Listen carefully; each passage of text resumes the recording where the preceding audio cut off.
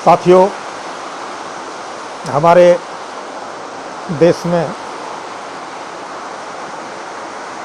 भारतीय शुभचिंतकों ने, भारतीय दार्शनिकों ने आपके याद में एक साहित्य की रचना की है और उस साहित्य की रचना के लिए एक शीर्षक को चुना हुआ है। ठीक है।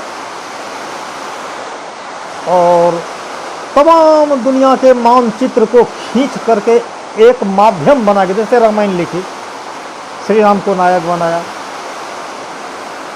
एक सीता को नायिका बनाया, एक तो मांडूक्योपनिषद है आपके शास्त्रों में, उपनिषदों में। मांडुक कहते हैं गैंग को, मंडूक। ये भी प्राणी बड़ी वफादार होता है। क्यों? कबीर के किताब में एक चीज आई है, जैसे सर्प मेढक ग्रासे सो सा धरी धरी निगल गए, वैसे हाल होए तम तेरो तू काहे भरम में भूल पड़े।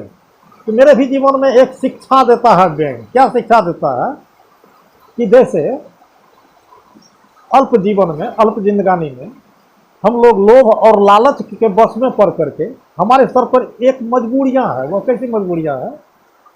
मजबूरी 3 प्रकार का। मछली मुखदस के चुबा, मुसवन कह गिरदान, असरपन माही गहे जुआ, जात सवन के जाम। 3 प्रकार की मजबूरी क्या है?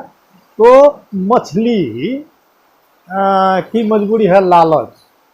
नदी में तैरती मछली क्या करेगी वो? तो ये बंसी वाले जो होते हैं उसमें एक साधारण सा प्राणी होता है केचुआ, चाली जिसको बोलते हैं। वह सिर्फ मिट्टी को खाती है और मिट्टी का ही मल त्याग करती है। न कोई लीवर है, न कोई पेनक्रीज है, न कोई हड्डी है, न गुड्डी है। जैसा हम लोग देखते हैं चाली जैसे मुड़ना चाहे मुड़ लेगी। सुबह सुबह दरवाजे, कच्ची दरवाजे पर देखेंगे वो एकदम रामदाना महीन लड्डू वाला भुरभुरी छोड़ती है। यही ना है। लेकिन एक चीज गौर कीजिएगा, अभी तो हमारे यहाँ बहुत बड़ी संस्था है IMA, इंडियन मेडिकल एसोसिएशन। इस पर भी रिसर्च करना चाहिएगा। जो किसान कुदाली चलाता है, अगर चाली कट जाती है तो खून कहाँ से आता है? आप सोच सकते हैं। कुदाली चलाने में अगर चाली कहीं कट जाती है तो चाली के दोनों टुकड़े से खून निकलता है। आया था मात्र मिट्टी, मल त्याग किया मिट्टी, एक डिजाइन में बना करके, लेकिन उसमें भी खून आया। अच्छा ठीक है, उसको आपको वहीं रहने दीजिए। तो वह मछुआरा क्या करता है बंसी में? तो चाली के टुकड़े को काट के फंसा देता है और बंसी लगा देता है। तो नदी में तैरती मछलियाँ, अच्छा मुलायम भोजन है उसके लिए। चाली आ करके फंसती है, बंसी होता है एक ऐसे और एक ऐसे, बस। इसमें है चाली, तो इसमें जैसे ही लुकती है इसके गलफर में, वो बंसी फंस के मछुआरे का शिकार हो जाती है। यही लालच में मछली अपनी प्राण गंवाई। मछली मुखदस केंचुआ, अब मुसवन कह गिरदान। मूस के भाग्य में गर्दनिया लिखा हुआ है। तो गर्दनिया क्या है? तो घर में देखिए, कच्चे घरों में बिल में मूस रहता है, चूहा रहता है।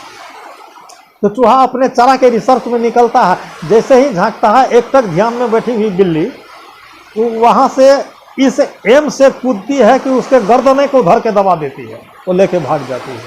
तो इसके पास में क्या मजबूरी थी? तो भोजन का, लालच नहीं, भोजन का, जीवन आहार का। लेकिन लग गया गर्दनिया बिल्ली का। और एक मजबूरी है, वो बड़ा गड़बड़ मजबूरी है। कहाँ आप जाना चाहते हैं, हरिद्वार कि बम्बई? सरपन माही गहे जुआ, सांप और छुछुंदर का खेल। अगर सांप भूल से एक छुछुंदर को पकड़ लेता है, अगर छुछुंदर को उसने खा लिया तो सांप मर जाएगा। यदि छुछुंदर को वह छोड़ दिया तो वह सांप अंधा होकर के भी फिर मरेगा ही। तो आपको जहां जाना हो, हरिद्वार जाना हो या बंबई जाना हो, विकल्प लास्ट आपके पास में वही है कि आपको मर जाना है। ठीक है, मर जाना है। मरने पर सारी दुनिया शोक जताती है, लेकिन हम लोग कबीरपंथी हैं, कबीर के चला है। कहा जा मरने ते जग डरे, मेरो मन आनंद कब मरी हो कब पई हो, पूर्ण परमानंद। अरे मृत्यु को तो समझो, 21,600 सांस 24 घंटे में एक आदमी रिस्पिरेट क्रिएट करता है। इस हिसाब से अगर आप जोड़िएगा तो 96 करोड़ श्वास जिस पिंड की लास्टिंग है वह 120 साल में पूरा हो जाता है। तो 120 साल इस मनुष्य की औसतन जिंदगी है। तो जिंदगी में तो चंद तरह के कष्टों को झेलते हैं, आनंद को पाते हैं, जिस जो कुछ भी दुनिया संसार का काम करते हैं। लेकिन कबीर ने जो कही, अगर तुम सच में मृत्यु को, सुकरात ने मृत्यु को पहचाना, कबीर ने मृत्यु को पहचाना, इसीलिए तो कहा जा मरने ते जग डरे मेरो मनाना। मेरी ये खुशी है कि दुनिया को हमने बहुत देखा है, और कब मर करके दूसरे दुनिया को देखूं, ये आकांक्षा बड़ी खुशी का एक लहर पैदा करती है। लेकिन एक तो है, मरने का भी तरीका सीख लो।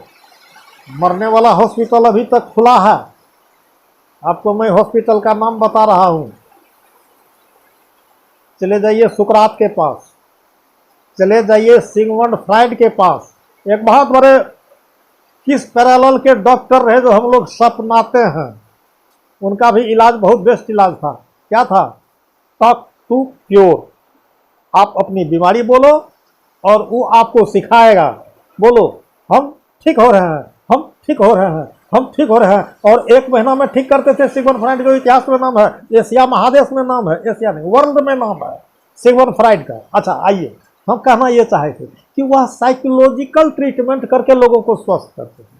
अच्छा, अभी कोरोना को हम लोग बहुरूपिया नाम दे दिया है। बहुरूपिया में 2 रूप और है, ये समझदारी वाली रूप है।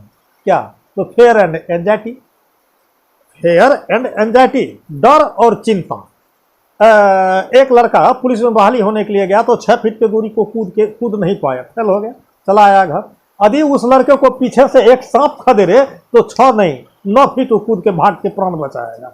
उस वक्त उसके मेंटल कॉर्टेक्स में इस ढंग की ऊर्जा बनी कि उसको साहस दिया और 6 फीट में फैल के 9 फीट कूद के अपना जान बचाया। अगर उसके सामने आगे से आकर के एक ऐसे नाग मुंह बा दे तो उसका सारा कॉर्टेक्स हैंग कर जाएगा, कोई ऊर्जा नहीं बनेगी। क्यों? उसमें डर न समा गया जी। तो डर करनी डर परम गुरु, डर है पारस सार, डरत डरत जही उबरे गाफिल खावे मार। इसलिए हृदय में डर मत करो, मरने के लिए जन्म ही लिए हैं। मरना भी हमने जो कहा है कि 600 सहस से 21 होगा आपे आप। तो 120 साल हमारी पूरी होगी, 96 करोड़ श्वास पड़ेगा, हम मर जाएंगे। मर के क्या जाएंगे? इस फिजिकल बॉडी का सारा कंपोनेंट डिलीट हो जाएगा उस दिन। लेकिन मर तो गए, हम भी कई बार मरे हैं, गिनाए हैं आपको। जब 24 घंटे में 21,600 ही श्वास लेकर के आप जीते हैं, तो जितना श्वास आप जिए तो मृत्यु को भी नहीं जी लिए, तो कई बार मरे हैं, मरना कई बार बाकी है। बस यही है एक मृत्यु का खेल। अब आइए, बेंग बेचारा क्या कह रहा था, कि आगे मैं फिर चर्चा करने वाला हूँ।